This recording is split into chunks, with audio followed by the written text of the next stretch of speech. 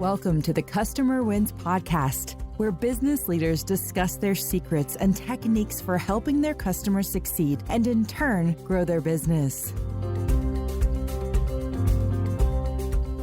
Hi, I'm Rich Walker, the host of the Customer Wins, where I talk to business leaders about how they help their customers win and how their focus on customer experience leads to growth. Some of our past guests have included Tamara Williams of the Williams Consulting Group and David Knock of DocuPace. Today, I'm speaking with Ryan Shanks, the founder of FA Match. And today's episode is brought to you by Quick, the leader in enterprise forms processing. When your business relies upon processing forms, don't waste your team's valuable time reviewing the forms. Instead, get Quick Form Extract. Using the Form Extract API, simply submit your completed forms and get back clean, context-rich data that is 99.9% accurate. Visit quickforms.com to get started. All right, I'm really excited to introduce Ryan today. With over 22 years of experience in financial services, Ryan Shanks is the co-founder and CEO of FA Match, the industry's only data-driven solution for advisor recruiting. Previously, Ryan was the founder and CEO of Fine-Tooth Consulting, which provided transition consulting, outsourced recruiting, and succession planning to financial advisors within the United States. Prior to Fine-Tooth, he served as an executive for Associated Securities Corp. And as a director for First Financial Planners. Ryan began his career in financial services when he formed the Swivel Group, which was based in Central Texas and operated as a boutique consulting firm geared toward recruiting services for broker-dealers in the wirehouse, bank, regional, and independent spaces. Well, needless to say, Ryan knows what's going on here. So Ryan, welcome to the Customer Wins. Thank you, Rich. Good to be with you. So if you haven't heard my podcast before, I talk with business leaders about what they're doing to help their customers win, how they built and deliver a great customer experience, and the challenges to growing their own company. Ryan, I'd like to understand your business a little better. How does your company help people? So, we think about us having two different doors in terms of an entry point, right? One side is the financial advisor, which in my opinion has always been the most important part of the equation, right? They're the ones who actually provide the advice to the clients. The other side is the firms. And a firm, could be a variety of different types, but it's driving connectivity between them based upon compatibility. Right. And so that's always a challenge because, look, our company has helped with transitions and the advisors switching firms on the technical side, the fulfilling of paperwork. But I've heard all sorts of stories about how do we choose a firm? How do we know what company is right for us? What do you think are the key metrics that advisors look for when they're looking for a new firm? It changes. And it depends upon, we sort of define an advisor by an avatar type, right? And depending upon that avatar type, there are drivers to that decision. So it could be transition money. How much money is a firm willing to give an advisor to move them over, right? Mm-hmm. It's an offset of expense, but there's also quite a bit of lift in that. It could be technology. It could be independence. It could be, ownership of the P&L. It could be, for some, it could be access to capital, right?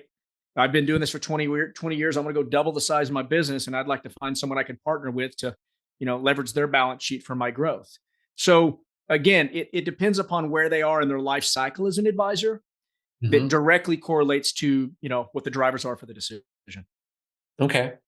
And what do you think the trend is right now? Is it breakaway wirehouse? Is it independent going RIA? Is it just switching firms? Do you see any kind of trends? It continues to be breakaway. And I think that is a testament to the independent landscape just having caught up and frankly, in a lot of instances, surpassing what they can do in a captive environment. Now, I think that there's captive firms that are out there that are doing it right. They're making appropriate investments. They still recognize that advisor is the customer to them, even if it's a W-2 scenario. Like the goal is, how do I retain you? But the breakaway segment, it continues to grow.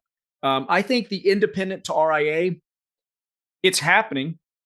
But, there's a lot of these organizations that have morphed into having the ability for you to just inside the same home, move from room to room, right? Where they've got custody for the RIA assets. So you no longer have to, you can just disconnect from an independent broker dealer and then maintain that RIA status. And you have up and comers like altruists that are out there trying to really challenge the status quo to say that, we can solve for those issues. Right. We're digital. Yeah. Do you see a trend is in terms of these breakaways looking for another big firm, the Raymond James, the LPLs, the Ceteras, or are they looking for something truly catering to their specific needs. And so it kind of falls into what matches. It's going to depend upon the driver, right? So the larger companies write the larger checks, and it's simple math, Right. right? They're making more money. They can afford to write bigger checks. And so there are advisors that are going for that check. And it's not taking anything away from those companies because they've got the infrastructure and the support mechanism and the teams. It's a couple of the organizations you just met have done a phenomenal job at hiring really, really talented people to fill roles where it's more of an RIA support ecosystem versus we're just really more broker, which was kind of the formation of a lot of these companies. Yeah. And so exactly what is FA Match doing and who are you serving? I mean, we talked about the advisor being the primary thing, but how are you helping them figure this out? So we've built the technology to be able to have some of that knowledge base in it, right? So again, based upon the persona type, we know what those drivers are. So, an example might be, an advisor is captive.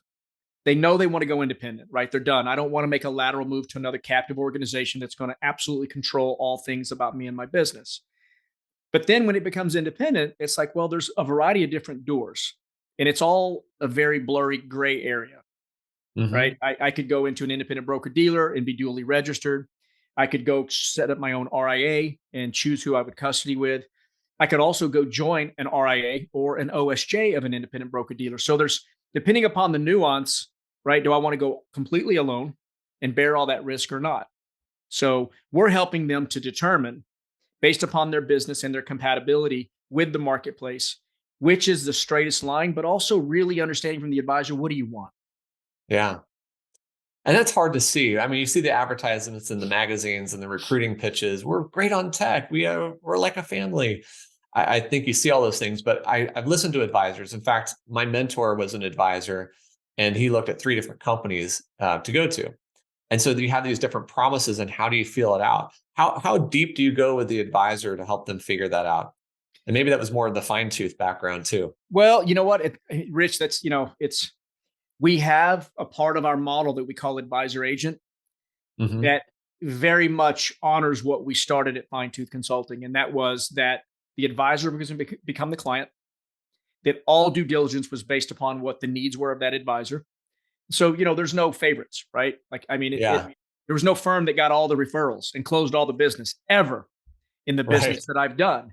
And so we do have that for an advisor that qualifies, right? So to apply the human capital, we require a larger book size to just justify that.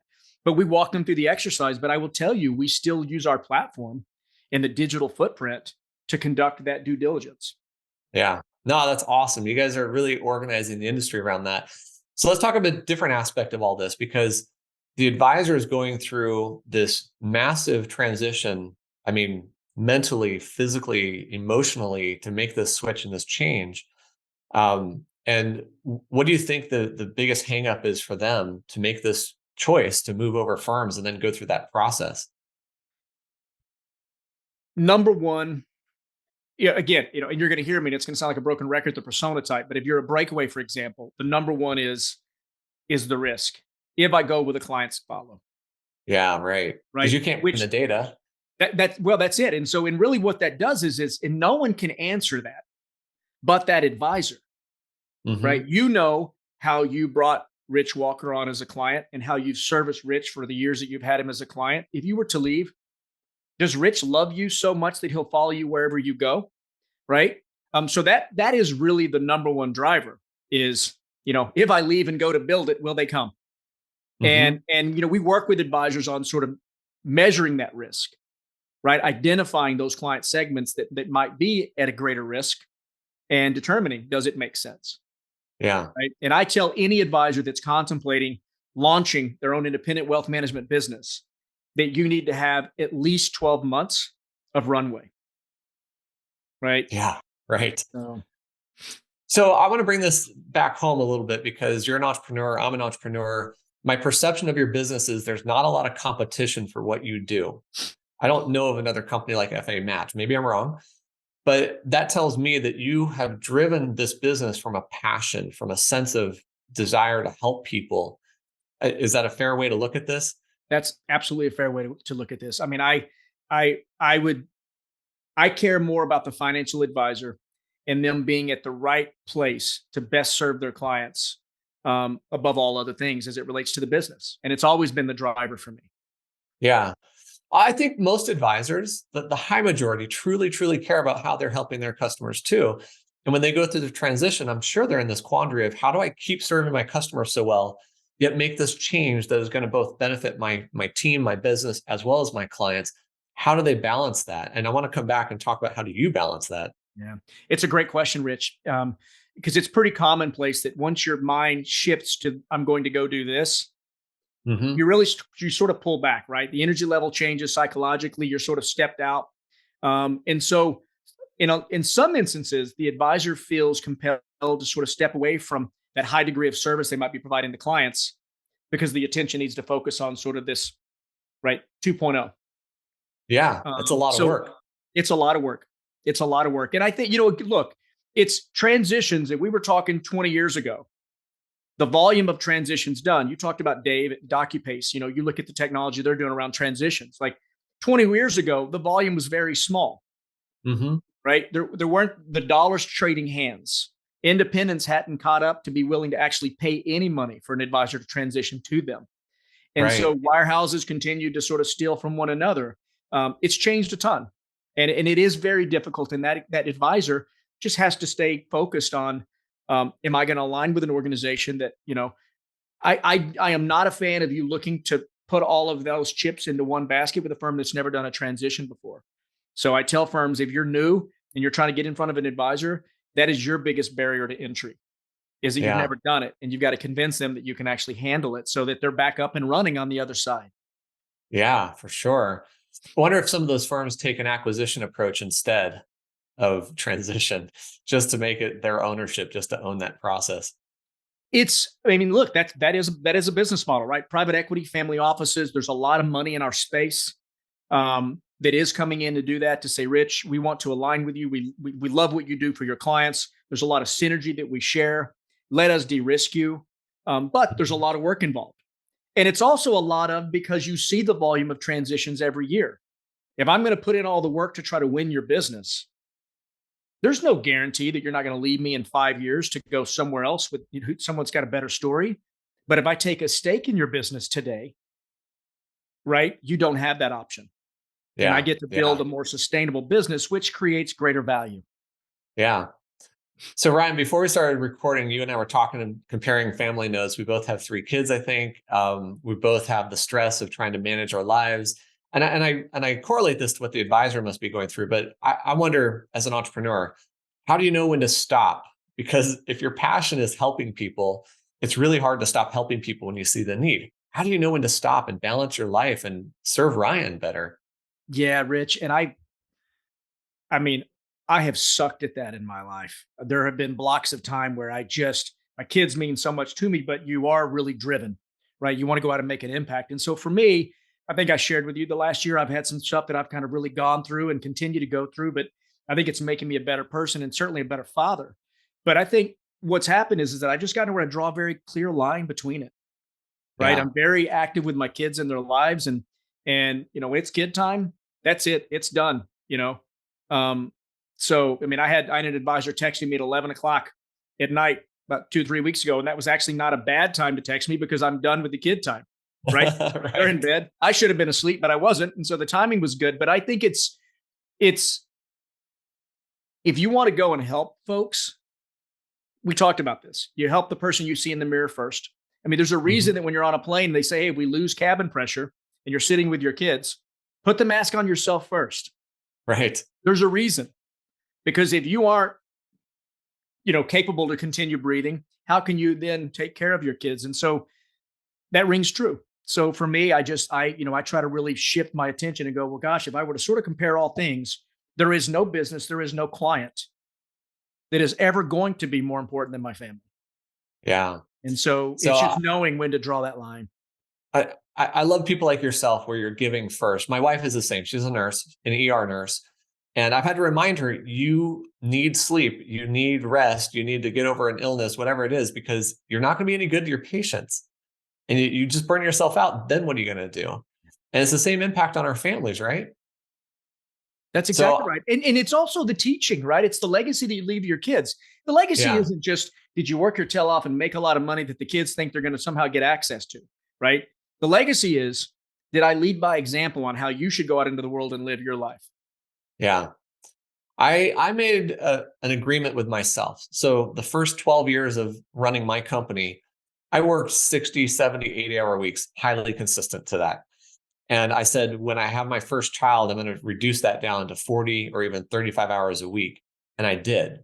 So when my first son was born, that's exactly what I did.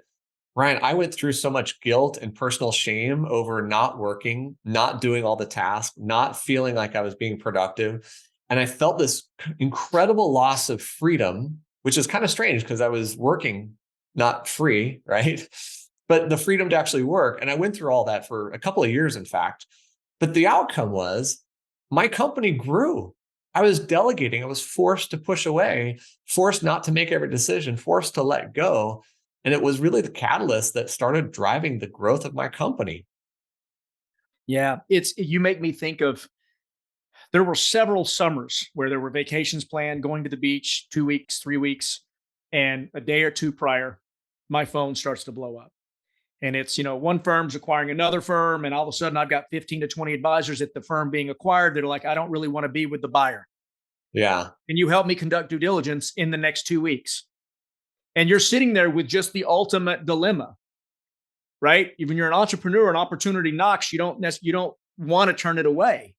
Right. So I leaned into it and I worked my tail off.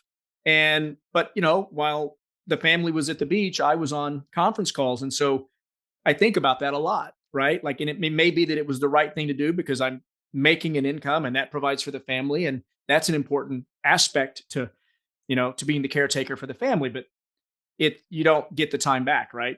I wasn't at the beach with my newborn. So Yeah. it's, Right.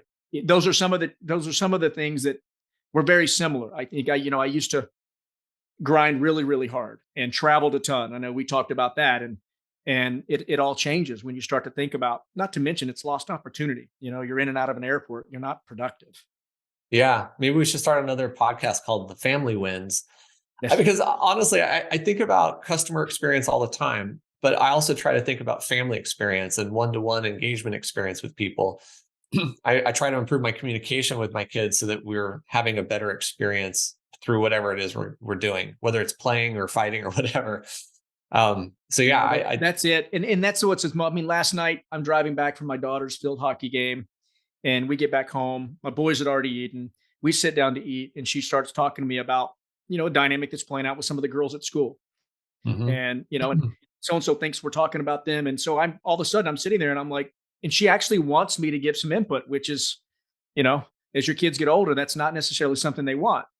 And it was pretty amazing to sit there with my 12-year-old daughter and say, here's how you should respond. Here's how you should interact, and don't throw anybody under the bus. And so you're right. It is. And I think I shared with you earlier, the family wins. It's almost like you've got to be on the other side to look back in retrospect to define Mhm. whether it was a win, right? I mean, but it's the work that you do every day. Yeah. So let's bring this back to the advisors and what FA Match is doing. What techniques would you offer to somebody to help them figure out this balance in their life or their work life as they're doing the transitions, et cetera? Any techniques or tips? Yeah, I mean, I think it's get up earlier. I think that that's critical. You get up early, you can start to crush the day before, you're getting inundated with things. I think have sort of a cutoff time and an absolute cutoff time every day to sort of just shift Mhm. gears. I volunteer. I actively am involved in coaching my kids' sports, and that's super fulfilling. And I remember the first year I did it, as I'm in it, I'm like, this is horrible. Why am I doing this? But it was the most fulfilling. Yeah. That was one of the happiest moments of that year, was that dynamic playing out. So it's be involved, right? To do those things. And it's to understand that there is actually some energy and karma out there that, because you don't lean in and take the work that's coming your way doesn't mean that it's going to just go away. Right. I do believe that if you're actively living your best life and doing those right things with your family and those that matter, it can carry over into the business. Yeah. So, Well, and we hear that with advisors too, right? Because what you said, has my advisor been serving me well enough and engaged me with well enough to keep me if they move? The tighter your relationship with anybody, the more they understand, the more they flex and move with you through life, through any kind of change and turmoil and strife that you might have.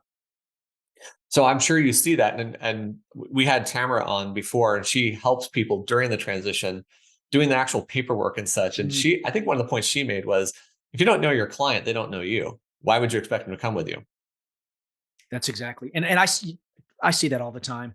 I see it all the time Yeah. where it's like, I want to go, the grass is greener on the other side of this fence. I want that. And I'm like, okay, so let's talk about how often do you communicate with your clients? What is your service model? Yeah. And they quickly realize. And so it's like, you know what? You might be able to move to where the grass is greener in your eyes, but you're going to need to take the next 12 to 18 months to rekindle the love that's been lost between you and these clients. Yeah. Yeah. So let me ask a totally different question here. I love the advent of artificial intelligence, and I'm wondering how you see AI changing or impacting your world and what you're doing with it. Yeah. So, I mean, listen, I think it's someone told me the other day, and I think it's spot on. I haven't heard anything better in terms of how it defines it. But I think right now it's in sort of this infancy state where it's almost as though if you could go and get 2 to 3 interns to come in and do Hmm. work for you, right? So it can help do those things, but it can't necessarily replace and do what you're doing today, right? So you're still going to sort of oversee it to ensure that quality control is in place. And I do have some reservations and concerns that our industry, as one example, has just gotten way too over their skis with the optimism that it's going to solve all problems. Sure. Because at the end of the day, we are all people interacting with one another for different reasons, right? To try to transact business together, to try to align, to go and solve problems. And Hmm. so it might be able to do it, but I think it's going to create, unless we can all get out of our desire to control and manage, right? Only then do I think it can actually really go out there. And so I've got mixed feelings about it, frankly. You know, I have concerns about it. I mean, I've sat around and talked to some friends that are knee deep in that, and I mean, way knee deep in it. And I'm like, the concern is that it just feels as though that if you follow the line of thinking of what its ultimate potential is, we lose this. Yeah. Right. And maybe I'm old school, and you know, in this conversation, this one friend and I've been having for 3 years. And I remember we're sitting around the fire pit on the first time we talked about it. And I'm like, this very thing we're doing now could potentially go away if we all just get dependent upon it just being that's what we're doing. So I think that there's good. I think that from sort of an efficiency perspective and being able to go in and reconcile what's black and white, I think it's great. But that then relies on whoever's feeding into it to define what's black and white and trying to eliminate the gray. So, Yeah. I clearly think of it as a tool set.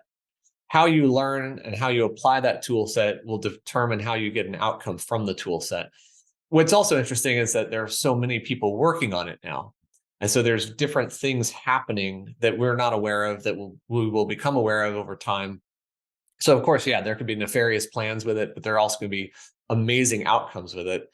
I mean, like our new product is going to streamline how people take in documents. In fact, transitions is one of the primary use cases I keep hearing about. Transition paperwork is often done outside the broker dealer's current system. So they're getting paper and handwritten signatures, and now they've got to collect all the data. Well, our new API does that. It'll pull all that data for them so they can now transition the data seamlessly right into their system. Um, are you seeing other AI tools that are being used in transition processes to make it better? I am not seeing anything right now, but I know that the larger firms are the ones that are obviously leaning more into this and making the necessary investments. I'm seeing very interesting hiring taking place. So you know that there are things It's that are coming. happening behind the scenes. It's coming, and Yeah. so to your, again, it could be. I mean, look, I'm a believer in sort of technology being able to sort of consolidate and to be able to sort of deliver up specific for our use case, right? Advisor firm compatibility for recruiting or succession. So I do think you're right. I mean, transitions has forever been an absolute pain. Hmm. And I think that, kudos to you for continuing to lean into that, because I think that if you can get that right, you do create the efficiency that's necessary there to where, and you made the point early on when we were launching. I mean, it's around accuracy. Yeah. If you could say there's 99.9% accuracy in an advisor transition every single time, that's as good as magic. Yeah. That's why I'm excited about it. Yeah. Yeah. I appreciate that. Ryan, as we start to wrap this up, I have another question for you. But before I get there, how should people find you and connect with you? What's the best way? So I'm on all the social channels. LinkedIn, I'm most active from a business perspective. But I mean, listen, they can drop me an email. It's ryan@famatch.com. I'm active on it. So it's me reacting to it. So yeah, that's the best part. Cool. All right. So I get to ask you one of my favorite questions because I get so many different answers out of this. Who has had the biggest impact on your leadership style or how you approach your role? Can I give you two answers? Sure. Love it.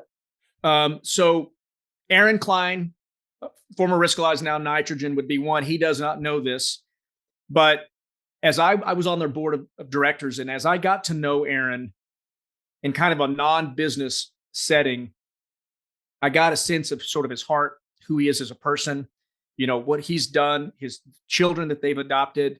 And it really, there's a little bit of a guard that I think folks have in a professional world, that there's sort of, what my personal and how I feel and where my heart is on relating to certain things is separate from business, right? It's like the separation of church and state. And Aaron did such a phenomenal job, and still to this day does it, that this is who I am in my entirety on the personal and the business front. And so that's been very inspiring. And frankly, maybe in some ways it's helped me to evolve through what I've been going through to try to be better at that. And you don't have to apologize, right? You're spending more time with your kids. Yeah. You're Who's not going to say apologizing no to to that? anyone for that. No. Yeah. No. And the second person would be my co-founder, Eric Savage. Eric and I, we're best friends. We were best friends before we decided to launch this business. And it was a funny, dynamic of, I know the business really well, and he's the smartest developer tech person that I've ever known. And I'm like, can we bring the two worlds together? And he's done a phenomenal job of just shooting me straight, right? I historically had a tendency of, I was striving for perfect. And there's a lot of us that do it. Yep. And he said, Ryan, if you want to have perfect, and this started out with early days of the product, right? So we're working Monday to Friday, and on Saturday and Sunday, we're doing QA, we're testing. And it's he and I, and we're testing.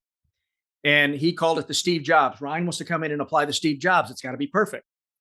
And he's like, if we're going for perfect, let's just close shop and move on to something different, because we're never going to have it. But if we can strive for better, that's progress. And so he beat it into me, and it's now something that I apply every single day. Man, I suffered from perfectionism in the early years. And luckily, my mentor did something similar for me. He said, Rich, don't forsake good enough in the pursuit of perfection. And I really, really took that in, and I started understanding it. And I realized, wow, I keep going the extra mile, which is the other 80% of the work, for nothing, for 20% of the value. Like, why? Right. Yeah. Right. Honestly, it filters into our forms model too, because our forms are not perfect. That we don't define every single checkbox or field. We make them all work, but defining them all has no outcome, no real outcome. When it's needed, we go and define it. So anyway. Yeah. It's great. It's great to have those types of people around you. Yep. So I want to give a big thank you to Ryan Shanks, the CEO and co-founder of FA Match, for being on this episode of The Customer Wins. Go check out Ryan's website at FA Match, like a financial advisor match.com. And don't forget to check out Quick at quickforms.com, where we make processing forms easier. I hope you've enjoyed this discussion, and we'll click the like button, share this with someone, and subscribe to our channels for future episodes of The Customers Win. Ryan, thank you so much for joining me today. You're welcome. It's a pleasure.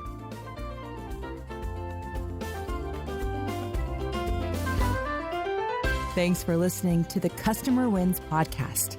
We'll see you again next time, and be sure to click subscribe to get future episodes.